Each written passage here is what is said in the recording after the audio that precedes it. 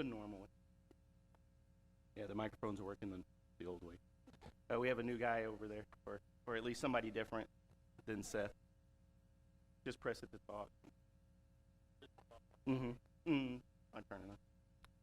All right, the regular meeting of Mount Pleasant City Council, which is hereby called to order at 6 p.m. on Tuesday, October 21st, 2025, is hereby called to order. A quorum of council is present for the purpose of the meeting. And did we get someone to say the prayer? I would love for you to do that. Sure. Let's pray, if you would. Rise, please. Father in heaven, we come before you this evening so thankful, very thankful for the opportunity that you give us to serve our community. We ask that you would give us the integrity and accountability and strength to do so. We ask that all the things that we do be pleasing in your sight and be the best thing for our city for the right reasons. We thank you for this opportunity. We thank you for the beautiful weather we've had. We thank you for the blessings and hope you have given us through your Son. We thank you and ask this all in your Son's name, Jesus Christ. Amen. I pledge allegiance to the flag of the United States of America, to the republic for which it stands, one nation, under God, indivisible, with liberty and justice for all.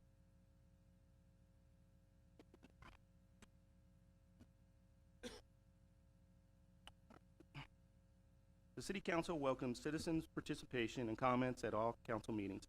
Citizen comments are limited to 3 minutes out of the respect for everyone's time. The council is not permitted to respond to your comments. The Texas Open Meetings Act requires the topics of discussion and deliberations be posted on the agenda not less than 72 hours in advance of the council meetings. If your comments relate to the topic that is on the agenda, the council will discuss the topic on the agenda at that time the topic is discussed and deliberated. All right, we're going to go ahead and move into the consent agenda. The items on the... Oh, sorry, y'all. I was rolling. Y'all have any questions, comment? Good stuff? No? Anything online? Not yet? All right, sorry about that. Okay, well, we're going to move on to the consent agenda. Items on the consent agenda are approved through a single council motion, which applies to all items listed. Consent agenda items are considered routine, not likely to require discussion or deliberation, and may be discussed prior to making a motion. There will be no separate discussion on these items unless a council member requests an item be removed and considered separately.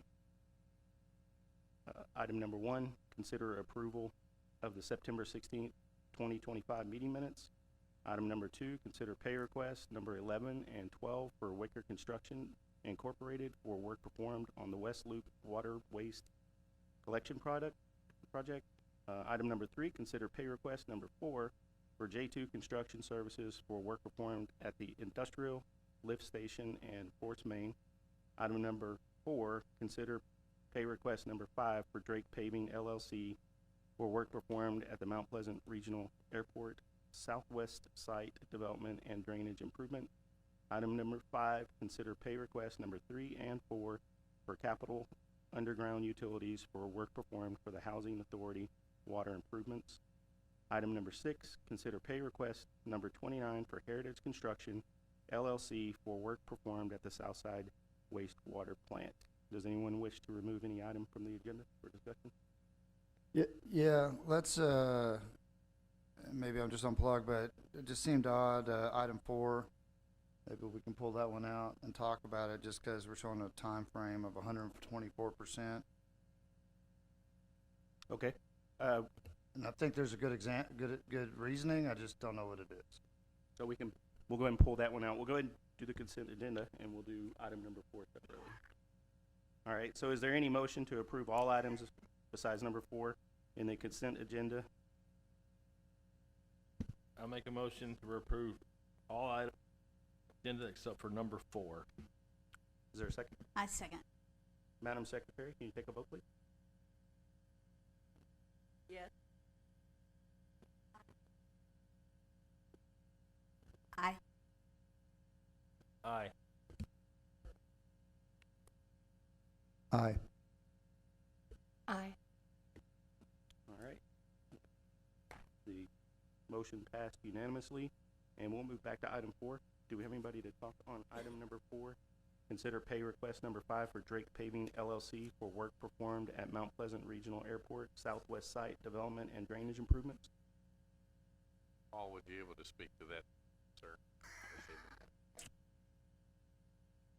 Now you know how I feel. All right. Thanks for coming up, Paul. Well, I wished I could. I didn't realize that it was over, to be honest with you. Almost wanna think that's a typo, because, I mean, we're waiting for the grass to grow, you know? Yeah, that's fair. It seemed odd. I was Yeah. like, well, we're really close, but we're way over.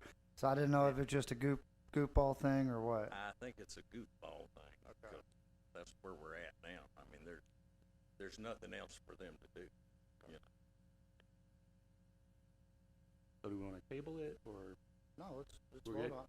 I just Okay. need an explanation. That's great. Can we get a motion? Yeah, I'll make a motion, consider pay request number 5 for Drake Paving for work performed on the Mount Pleasant Regional Airport, Southwest Site Development and Drainage Improvement. I second the motion. Madam Secretary, can we get a vote, please? Yes. Aye. Aye. Aye. Aye. All right, the vote was unanimous for item number 4, and we're gonna move into the regular agenda. Item number 7 is code enforcement, or code officer training and certification recognition, and Lynn's gonna recognize. How you doing? Good evening, council. These are the wonderful presentations we love to give. John Ankrum, building official, and I are wanting to recognize some really hard work on the training and certification end for one of our code enforcement officers. So it happens to be National Code Compliance Month in October. It's also National Planning Month, and they work very hard. They inspect home nuisances, unsanitary conditions, junk and debris, all sorts of city codes, as well as keeping our food preparation safe. And so, as you can expect, there's a lot of training involved to keep them up fresh and also moving forward in their careers. And OCO Martinez has done a really fabulous job this year. So please join us in recognizing him for some rather astute certifications that range from Code Officer 2, so he is advanced in his career, but he is also a property maintenance and housing inspector now with the International Code Council, and finally is working on his building inspection piece to help us out, which is requires state certification eventually, and so he has passed the very first level of that for the residential plumbing inspector. Just wanted to present him for everybody. How do you say your first name? How do you say your first name? OCO? How long have you worked with us?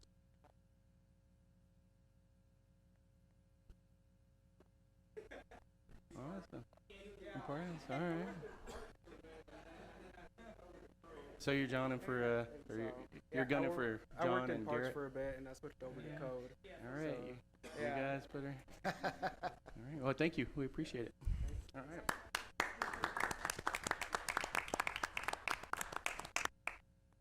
All right. We'll go ahead and go on to item number 8, and that's the intermediate fire inspector certification recognition. And fire chief's going to come up here for us. So we didn't make a presentation as good as hers, but Chad's basically finished his intermediate inspector in addition to being a firefighter, and so he does basically 2 roles.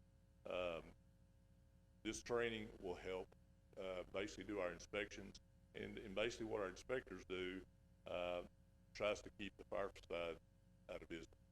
They go out and find fire code violations, things that might start fires, and get those corrected, so he doesn't have to put his bunker gear on and go fight the fire. So it's a great asset. Chad's been with us 3 years now, and great firefighter, and he's gonna be a great code, fire inspector. That gives us 13 fire inspectors in the department, spread out over the 3 shifts. So, again, wears 2 hats now to do the fire inspection as well, so. Yeah, you wanna say anything? Yeah, thank you, Chad.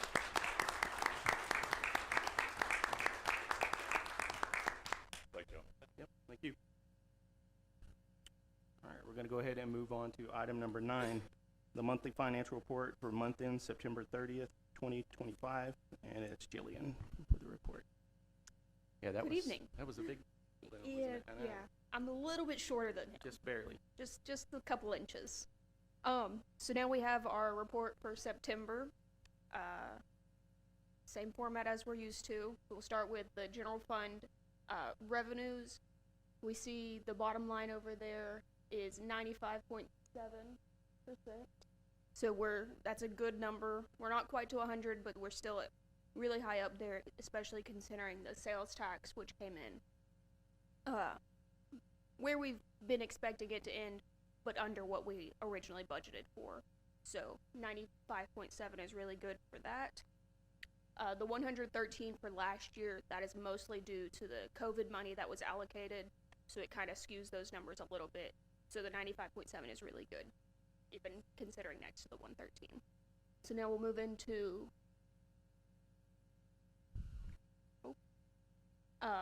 property tax. It, of course, is right where it should be. We were, 0.34% above budget, which property tax is very consistent and predictable because we set the rates and people pay them. That's just how it goes. So they stay consistent. It's a weird looking graph just because of the due date, but it stays consistent and stays right about budget every year. So this one was good. And we have sales tax, which I did show you this chart last month that shows, yes, September was down, but it was right where we expected it to be. So we ended the year where we thought we would. And then we go over to the general fund expenses. A couple of things that stand out just off the bat. The tax assessment and collection line. That looks like a big number, but it's a quarterly payment, so it's right where it should be. And the one right under that for human resources, it's a negative. That's because we realized that payroll was not being properly allocated to the 2 places it should have been, and so we fixed that, and it ended up having a negative for the month. But it was just working itself out over the past few months before then. This shows our year-to-date actual at 234,769 excess, which is a really good thing. Of course, there's still some end-of-year entries that'll go against that, audit entries. So that's not a final number for the year, but that's a really good number to start out with at least. And we see our expenses at 93.7. So our directors did good to keep all their budgets in line, keep everything down, keep that below the 95 that we saw for the revenue side, and of course got us to that 200,000 plus excess. And then we'll move over to the utility fund. Our revenues there are again good numbers coming in. We see 104.3% for revenues. That's a really good number. And then we move over to the expenses, and we do see one debt payment coming out, that final debt payment to get us to the 100% for that department. And then we have about 2.1 million going into fund balance to help get that fund balance to industry standards that we talked about in the budget meetings. And then we have one more slide to show you October's sales tax. This is the new fiscal year, so shift all the numbers. We have our new fiscal year in there. For comparison to budget, in comparison to prior year, our first month is 3% over, so that's good. We're so far slightly above what we projected.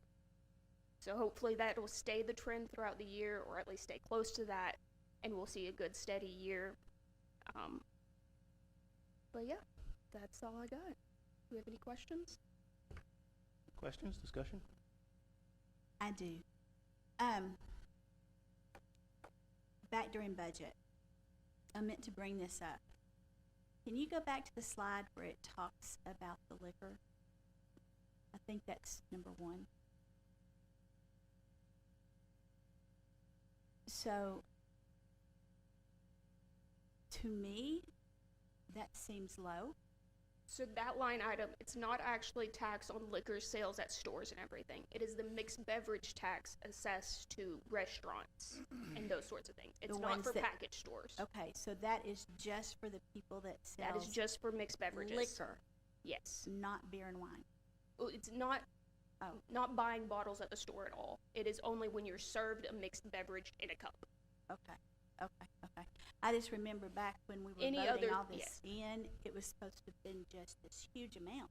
Those would just show up in the sales tax numbers for anything bought in bottles. Okay. That would show up within the sales tax numbers.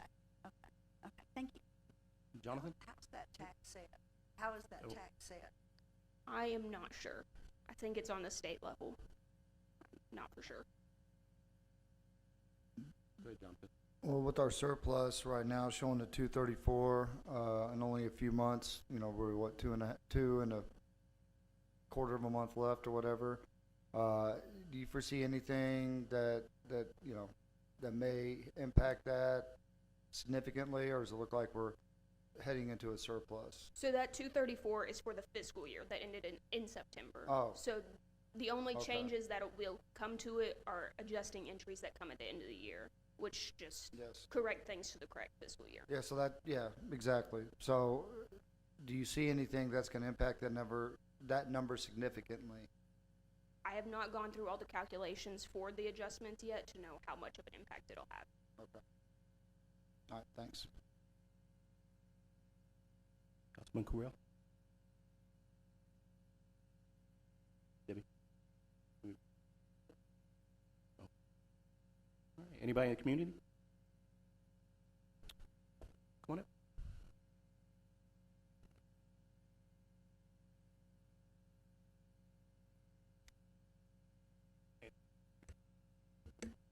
It says liquor sales tax. My question is, where the liquor sales from the liquor store, it has a tax also, and it's not shows that I can see up there. That's shown in the sales tax. It's bundled in with the sales tax part of it. I thought the beer and wine was in sales tax and liquor was separate.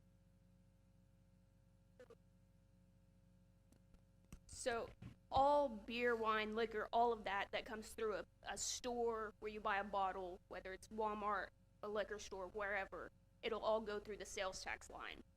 If it's a mixed beverage that's sold in a restaurant, that'll go through the liquor tax line. So there are always questions about the liquor store tax and everything. Is there any way we can break that out so people can see it? I'll have to There may check. not be. I understand there may not be, but I was just curious because it seems to always be a question about I'll have to how much check. we're making and stuff like that. Okay. Good. All right. I'd like to hear a motion. There's no motion on this Oh, one. there's no motion? Nope. What am I on?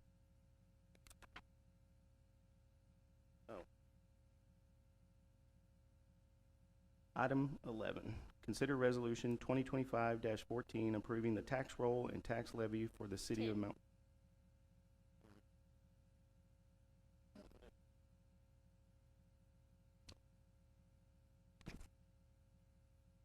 All right. Item number 10, consider accepting the quarterly investment report for quarterly end September 30th, 2025. So for Q4 of fiscal 25, we still had our same number of bank accounts. We have 19 at Guarantee, 1 at TexPool, 6 at Logic, and 2 at Texas Range. And for the Guarantee accounts, we earned a quarterly interest of $40,170.62 and a year-to-date total interest of $158,623.62.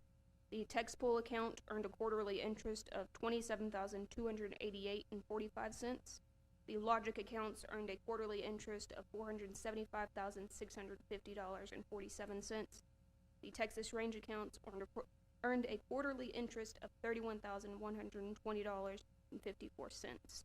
So this is just our quarterly investment report to comply with both our city investment policy and the state policies and regulations that they have. So staff recommends a motion to accept the quarterly investment report for quarter ended September 30th, 2025.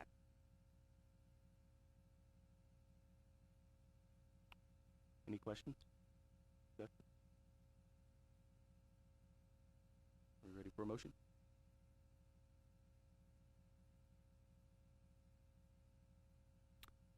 Just curious, for the guarantee, you had an annual or a quarterly and an annual. Why don't we have an annual for the others?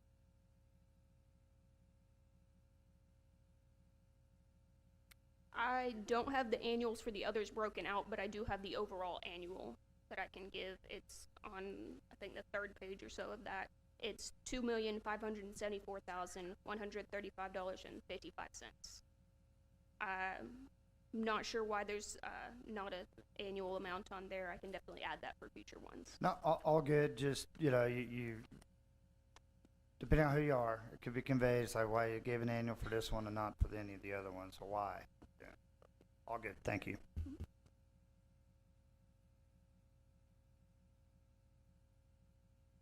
I make a motion to accept the quarterly investment report for the quarter ended September 30th, 2025.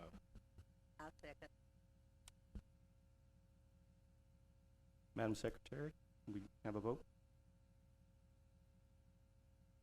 Aye. Aye. Aye. Aye.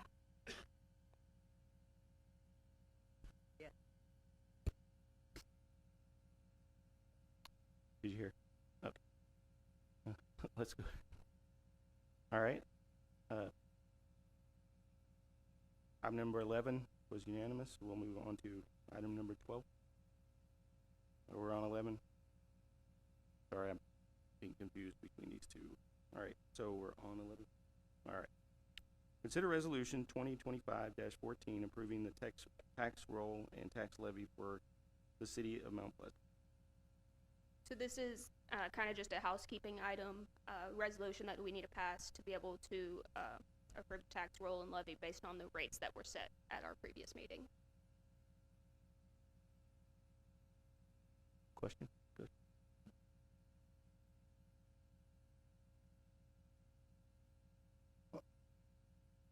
I have a question, can we just make a motion? Make a Okay. Like to make a motion, to vote on resolution 2025-14, approving the tax roll and tax levy for city of Mount Pleasant. I second. Madam Secretary, can you take a vote? Aye. No. Aye. Aye. Yes. All right. 4 ayes, 1 no. Motion passes, and we will move on to item number 12. Consider a matter of record on Senate Bill 16 presented by the Titus County Clerk. And Leslie's going to come up here and give us a... Good morning, council, the city manager, and mayor. I'm Leslie Brosnan, the Titus County Clerk, and in August of 2025, a special session of the Texas legislature passed Senate Bill 16, which affects everybody in the entire state of Texas, not just Titus County. And in this, it requires us as Titus County clerks to check a photocopy and obtain a photocopy of anybody filing records in our real property records, which could be liens against people's property, new property deeds, anything that is filed in our real property record. We are required by the state of Texas to obtain an ID by the person that is presenting it. It does not have to be the landowner. It could be somebody sent by the landowner. This will secure them to have a recourse if that property deed or record is falsified. The person filing it will be the first person that could be having recourse against them. And then subsequently, the person that sent them up there if they were sent by somebody. There are mandatory ID checks now, which we will take the ID, we save it into a separate folder, attach the document number to that ID, so when we research the document number, we can research it in there. So it's not in public records. Your IDs are not in the public record to see. so that saves you from being seen. And then the rejection of fraudulent deeds. We are allowed to reject fraudulent deeds. We are allowed to reject people that will not present their IDs now, because it is mandatory, which saves our county and our citizens money from our budget for us having to get different kinds of programs to protect people. And then enhance criminal offenses. The legislation creates new and clarifies existing criminal offenses for real property theft and fraud with stricter penalties. Victims assistance. New measures allow victims of deed fraud to seek restitution more easily. Other laws allows victims to get a judge to void a fraudulent deed without paying filing fees. And filing fees can be quite a bit. If you're an elderly person and you're living with a limited income and somebody has come in and stolen your property, a lot of times you're gonna be without help because you just can't afford it. And then increased notary standard. Stronger requirements have also been enacted for notaries, including mandated training for record keeping and making crime to notarize a document for someone who is not present. So there is a lot of new laws that come through this summer that will protect us as citizens, landowners, whether it be through purchasing land, selling land, having liens put on your land. And I commend your employees that come up to do things like that for y'all. They are always very, very polite, very inquisitive. If they have some questions, they do not hesitate to answer, and we do appreciate them. Y'all have any questions? Yeah, just curious, 'cause I know a lot of stuff gets kind of run through a title company. So for ID verification, I've never been on the title company side. Those aren't being manually done. Would those apply to this? Or is it just an individual, like you and me are doing a transaction, I get you to sign something, then I'm turning in that deed? We have to have title companies turn in their IDs too. Okay. We have, and we do watch for the title company employees to see when their IDs are gonna require renewed. Okay. So if their IDs are not renewed, then we will require somebody else. That is my decision in my office. If their Okay. IDs are not valid, they need to get their ID renewed because their employer should have their ID renewed automatically anyway. So anybody, it's not just people, it's Yeah. title companies, it's anybody. Anybody that's touching a deed, basically, and, Yes. and recording any- it. Yeah, and foreclosure companies as well. They have to present, or they cannot file a foreclosure with us. Good information, thanks. Yes. In your IDs, what's an appropriate ID? What will y'all accept? A valid ID would be a state Issued? issued ID, whether it would be driver's license or state ID. And it doesn't have to be the state of Texas, it just has to be a valid ID. Okay. But it has to be an American ID. Okay. That's my requirement. Military, will y'all accept military ID? Military, yes. Okay. Any questions? Leslie? Thank you, Leslie. Okay, thank y'all. Thank you, Leslie. Good information. Thank you.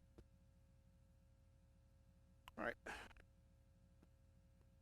Item number 13, discuss and consider a request for Dakota Finney for approval of replat of City Block 191, Lot 4R, and a portion of adjacent unimproved abandoned Red Springs Avenue and a former utility tract into the de novo subdivision 1A, .824 acres, 4-lot residential subdivision at the northwest corner of South Flory Avenue and East Arkansas Street, addressed as 115 South Austin Avenue. Mayor, before we start, Councilwoman Knight has announced she will recuse herself from this, so we'll give her a moment to step out before Okay. we start.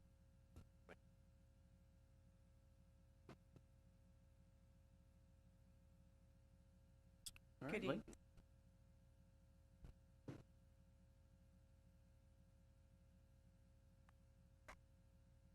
Good evening, Mayor and Council. This is a little different situation than most of the subdivisions that, come to you all, because it is considered a minor subdivision. It only creates 4 lots out of 1. The difference in this particular one is, there's an existing lot that, also contains a portion of the old Red Springs Drive that was, it was hard to find in the records if it was actually ever officially abandoned or not, so I felt like it needed to come to you again. In addition, there was a very tiny little triangle, you'll see in the map in a minute, for a former lift station that had been moved across Flory. So because that was city property and it has to be abandoned by plat, and only council can do that, that's why it came first to P and Z for their recommendation and now to you. It is zoned single family 2. And of course, we do need infill housing. It creates 3 new lots. So this is the property outlined in blue that the appraisal district has shown on their map. As you'll see in a minute, it differs from what the surveyor has. So it already looks like this property contains the old Red Springs Road and the abandoned piece that the city had taken in the far right-hand corner along Flory in Arkansas. There's an overhead view of the property. The existing house faces Austin, has been addressed.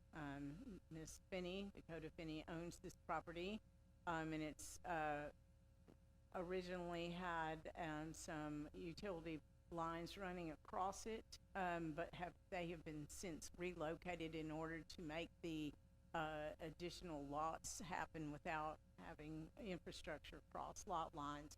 As you'll see on this overhead view, where the fence is on the border with Flory is actually where the boundary of the city right-of-way and little piece for the utility abandoned lift station, which was moved across the street some years ago.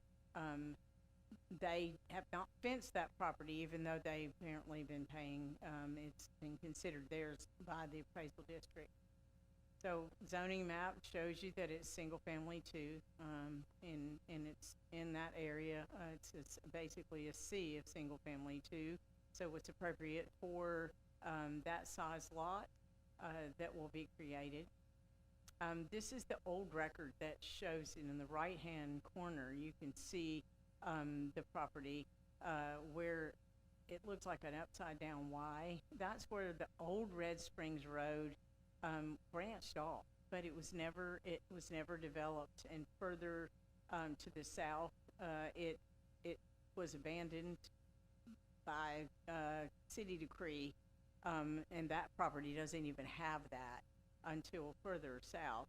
And so the little tiny corner that had the lift station in it is the tree of the Y, the upside down Y. This is a description, kind of an overview of where we're looking at. We're standing on Arkansas, and you can see Austin Avenue and the subject property at 115 to the left, and then Flory Avenue is down along the tree line to the far right. Another view into the property, as you can see that the fence, and that it is a good flat and kind of property, and it lends itself well to being carved up into 3 lots. This is the plat that the surveyor has produced. As you can see in the upper left-hand corner is where the subject property is now, and then the 3 lots. The hashed area to the right, a little piece of Red Springs Avenue, would be dedicated by the plat to those 2 lots, lots 2 and 4, and then the little triangle for where the lift station was located has a different crosshatch. Of course, it doesn't have any use now. It has been, we have determined that there is no further use by city utilities for any of this property.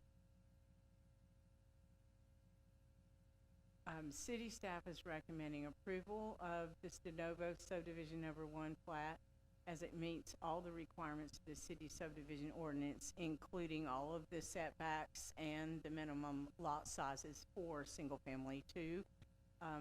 Last week, on October 14th, the City Planning and Zoning Commission voted unanimously to recommend approval, to this board. Any questions? Can you tell us what the square footage is in each of those lots?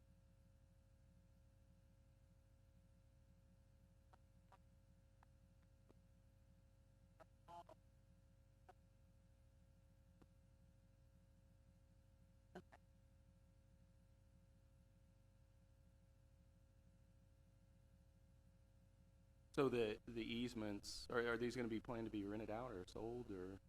But the reason I'm asking is, with the easement going up on that bottom property, I guess that would have to be disclosed and would be okay if someone bought the property and the house?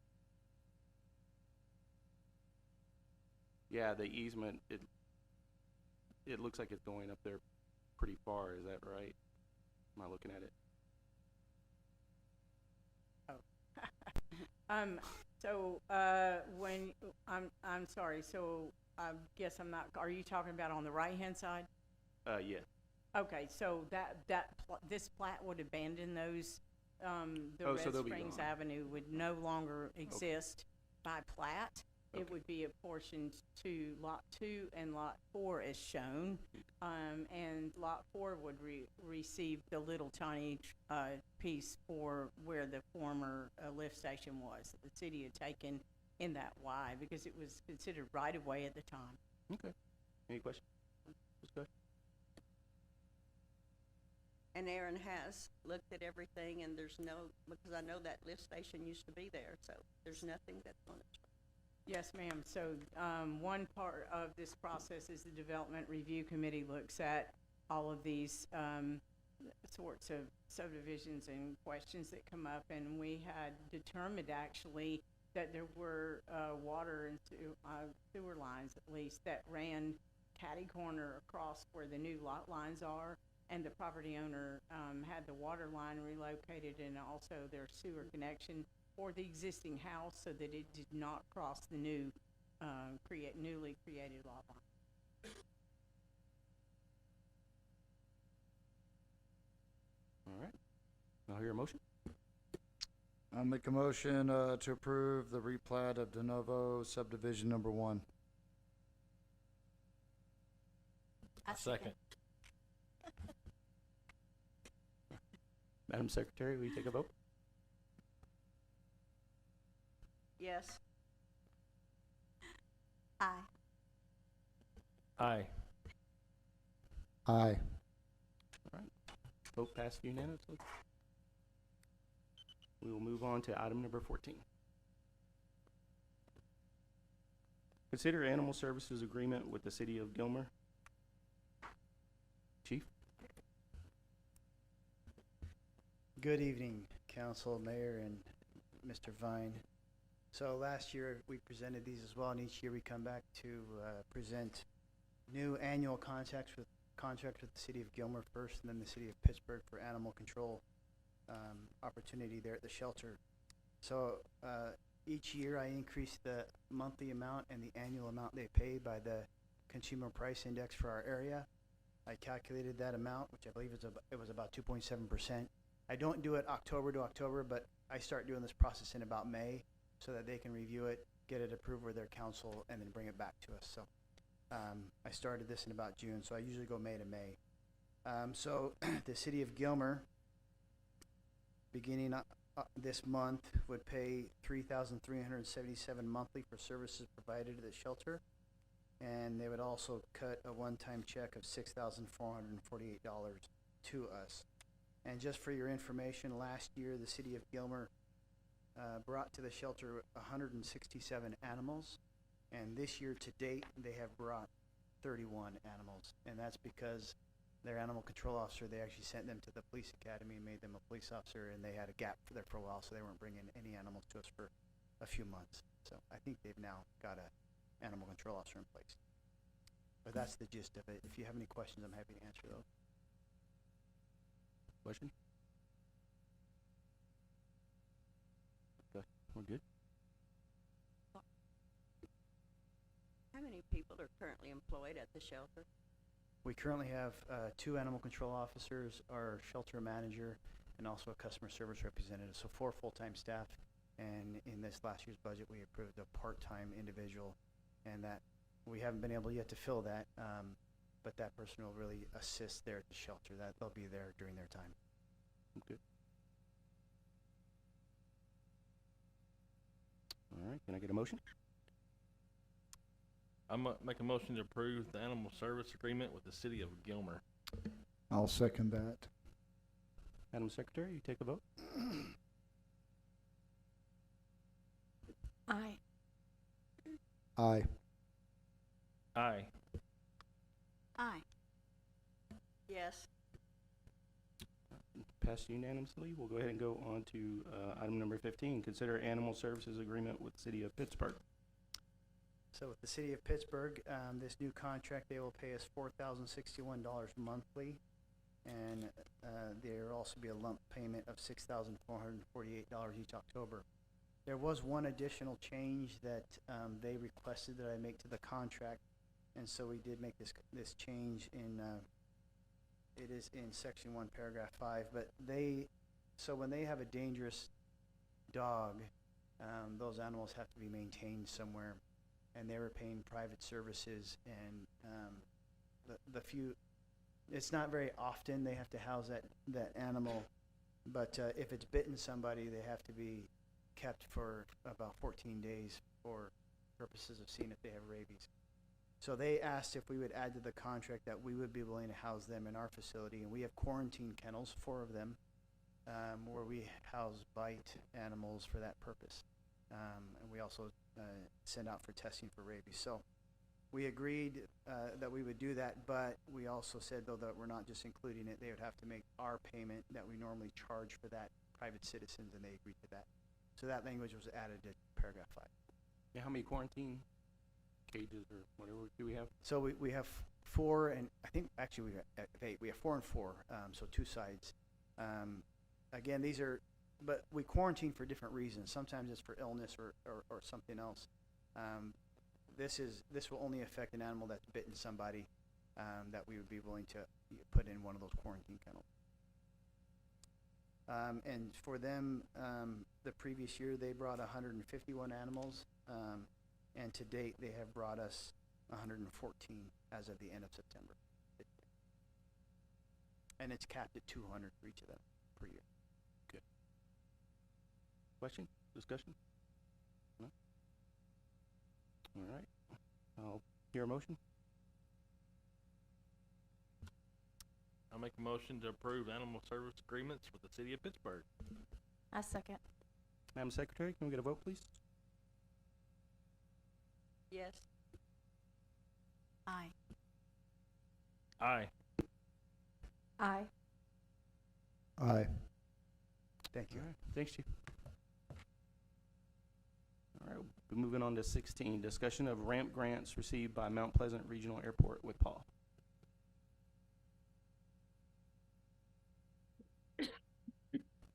Mr. Mayor, Council, Mr. Vine, I want to tell y'all about our ramp grant, our TxDOT ramp grant.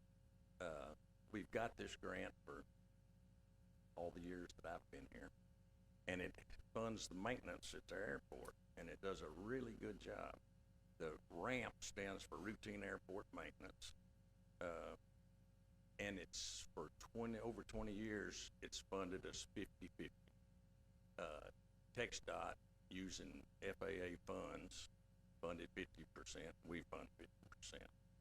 But this will be I think the second year that it is 90-10, which is wonderful. And it helped us tremendously.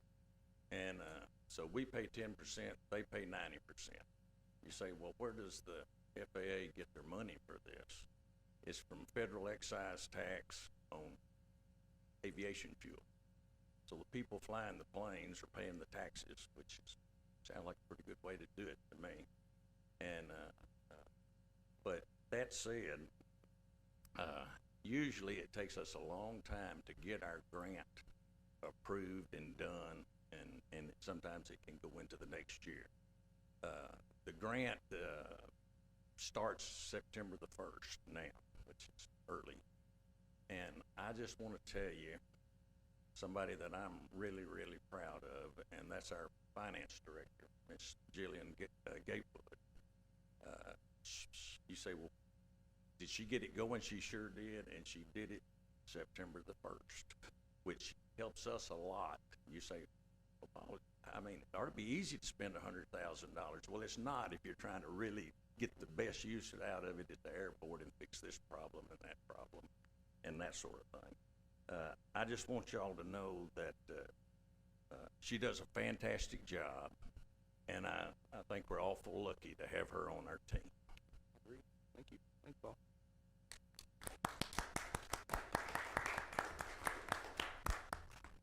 Paul, I would like to say, I was with a group of people the other day, a rather large group, and they were asking me questions about you, and there was not one person out of about 15 that did not sing your praises and tell everybody there we would not be where we are at that airport without Paul. Yep. We've all heard that, I think. Thanks, Paul. All right, we're going to go on to item number 17. Consider increase the Mount Pleasant Regional Airport T-hangars fees. This could be Paul again.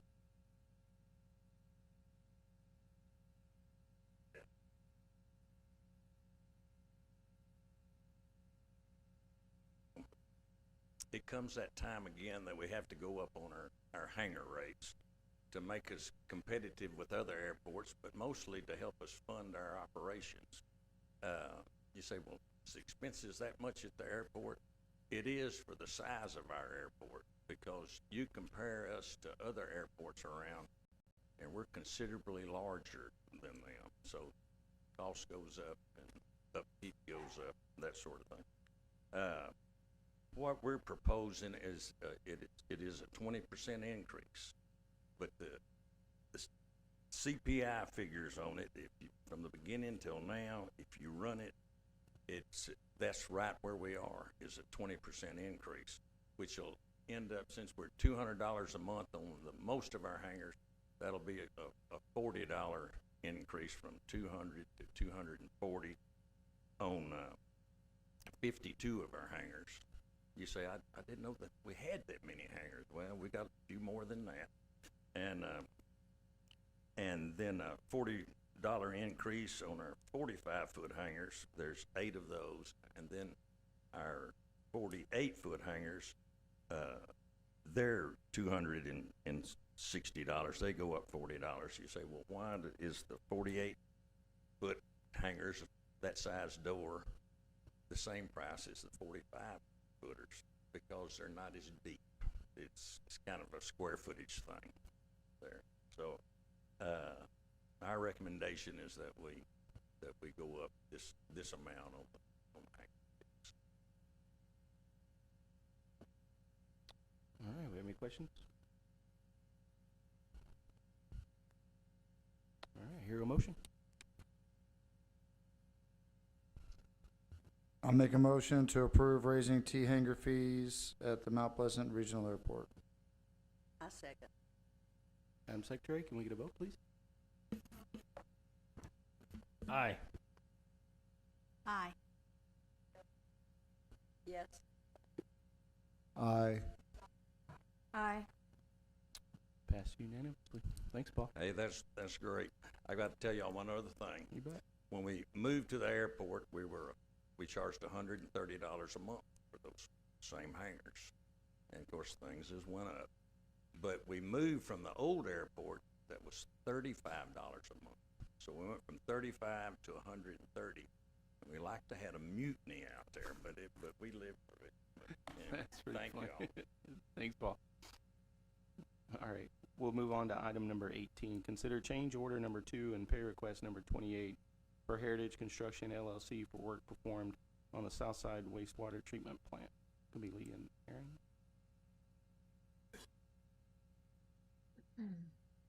Good afternoon. So tonight I have two, the change order and the pay request put together. I have the dollar amounts for the change order. Ms. Marine might be able to tell you a little bit more about the information about the change order. I don't know the exact council that it was discussed about, but it was agreed upon of paying 50% of the bypass pumping and the, screw pump repair for what happened. Everyone knows the famous story already. And the amount came out to be $352,000. It already had been agreed upon. This is just more of a formality of putting it actually into the contract so we can pay it. So that is the change order. The amount, again, is $352,000. The adjusted contract after the change order is $41,364,657.85. And with that, we have a change order to go with it. Not change order, sorry, a pay request. And the pay request is number 28. It is in the amount of $217,112.04. This is for electrical improvements throughout the plant with the remodel, and this is also mainly is the bypass pumping is in this payment. It doesn't include the rehab cost on the one screw pump that we're paying for.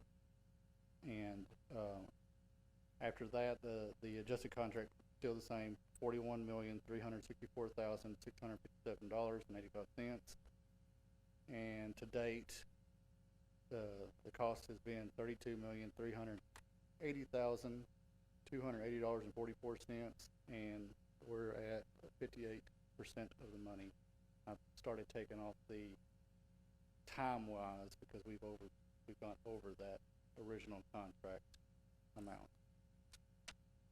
So our recommendation is a motion for the change order 2 and the pay request number 28. Council? Yes, ma'am. This is the matter that was addressed in executive session several months ago, in which council gave direction to proceed with this adjustment to recognize the efforts by Drake to cover these expenses that were extraordinary. They were not really what was ordinarily under the contract. And so it's a 50-50 split between Drake and the city. But we've in the language about the contract amendment, we have both parties have reserved their rights. If we were to later find out that there was some that we had some claim to pursue, both parties are reserving their rights to do so. So this is without any prejudice to the city.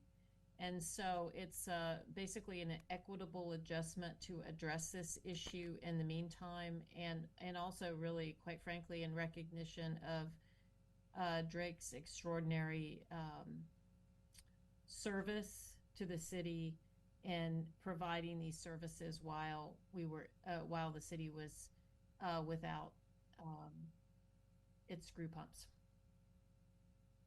All right, thanks, Lee. Question? John? No? All right, I'll go ahead and hear a motion.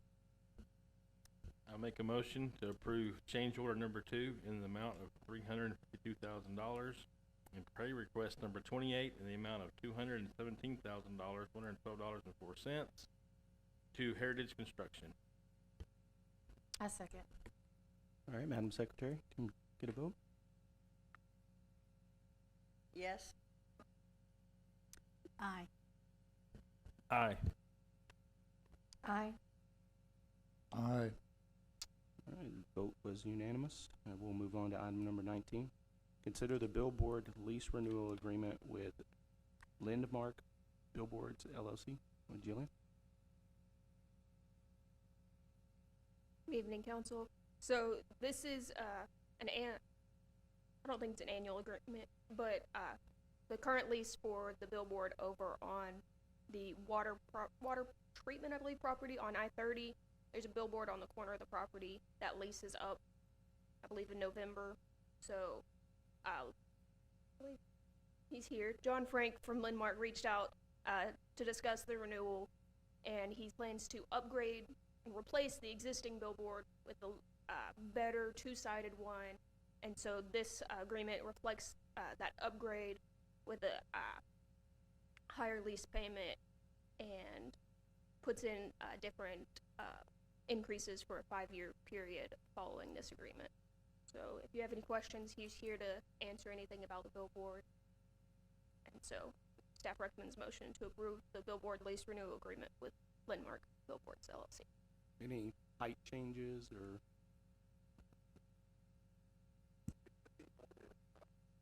About 20 feet high, and the new one will be 35. It's still within the limits. Okay. And it'll be a monopole structure, nicer looking, less footprint, and again, Julian said 2 average size spaces. It just canvas, not. Correct. Okay. Correct. Not a digital. Okay.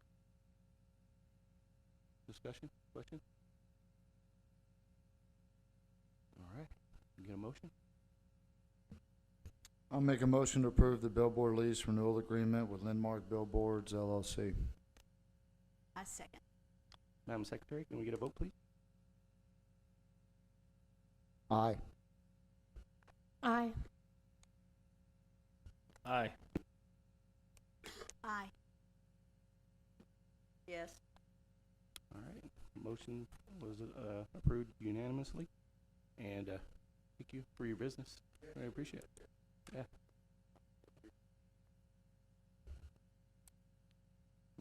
Awesome, thank you. All right, we're gonna go ahead and move on to what everybody's been staying here for. Item number 20, the city manager's report.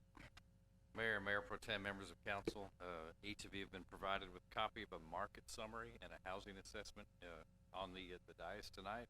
That was performed, the housing assessment was performed by Catalyst and paid for by EDC. It's completed, I believe, in July of this year. There's an awful lot of information to digest in these reports, specifically the housing assessment. They are set to be here November 4th to make a presentation, so I thought it might be advantageous and beneficial for each of you to have time to review this information before it's presented.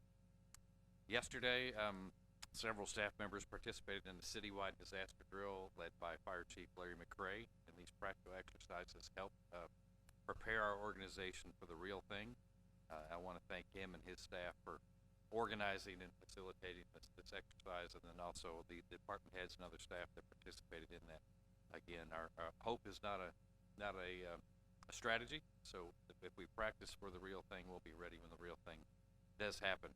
I've been meeting with our human resources director and different department heads to go over organization charts with the different departments and gain a better understanding of each department and looking at specific processes. And also how can we be more efficient and more effective.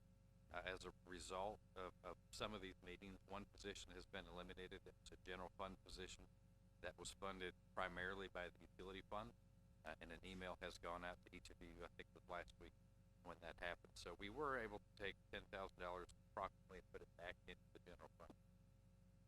Development Services Director Lynn Barrett and I have met with a few different groups that are discussing potential commercial development in our city. And as a result, we are looking at potential development incentives. So before we bring those incentives to you, we want to bring a policy for 380 and then also a tax increment reinvestment zone policy. So there is no guesswork, there's no subjectivity. We check off boxes and we make sure that we're structured and we have consistency moving forward. We're also looking at creating a downtown district, and that information will be brought to you at a future council meeting. And the salary study has already started, and we will have our kickoff meeting Friday, and a few of you, I believe, you two in the end have been invited to that first meeting, and you'll have a unique opportunity to see this from the very beginning. We're excited about that. That's all I have. Do you have any city council comment? Good. I got one. Things tend to happen. I don't know why. It's my daughter last year, but my wife was involved in something yesterday, and I'll just say I just want to thank our police department and fire who arrived on that scene. I'm not going to get all the details, but something came up, and the police were there, and responded and addressed the situation. And just want to say thank y'all, both of y'all. Thanks, guys.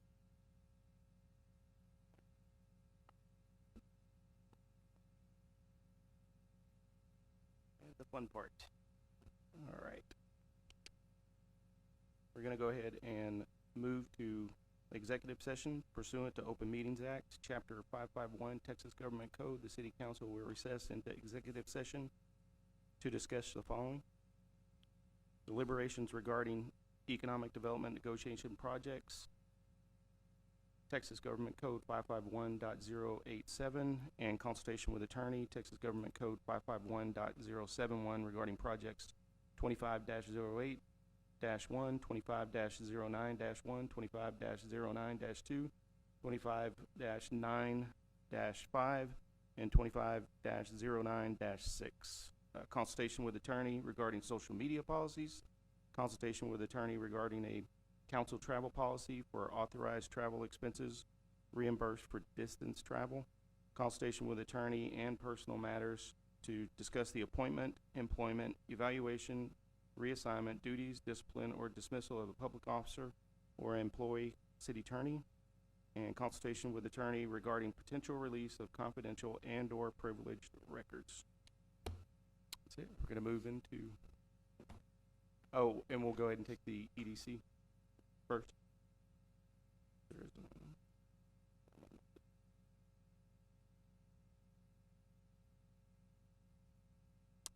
All right, we'll go into executive session at 7:01. We'll have it back. He's last on our agenda. We're gonna have dinner first or something.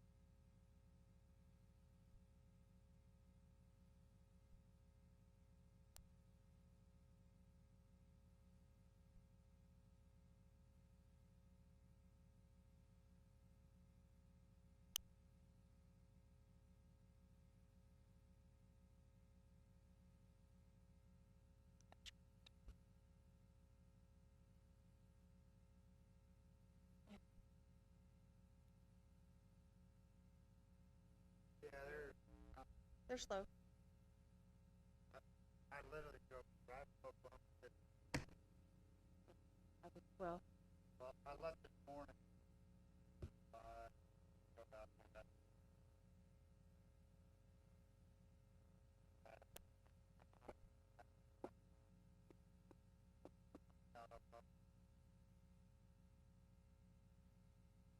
About that fire.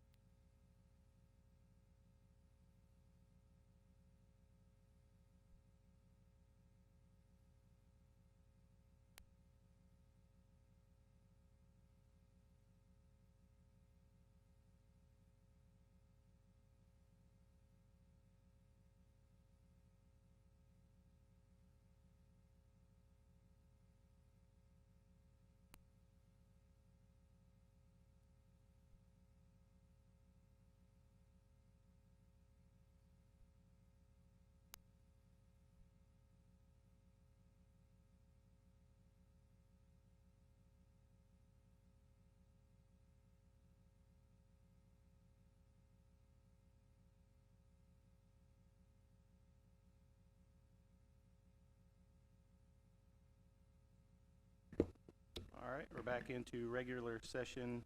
There's just one item, the last one, where we consult with the attorney regarding potential release of confidential and/or privileged records. Do I have a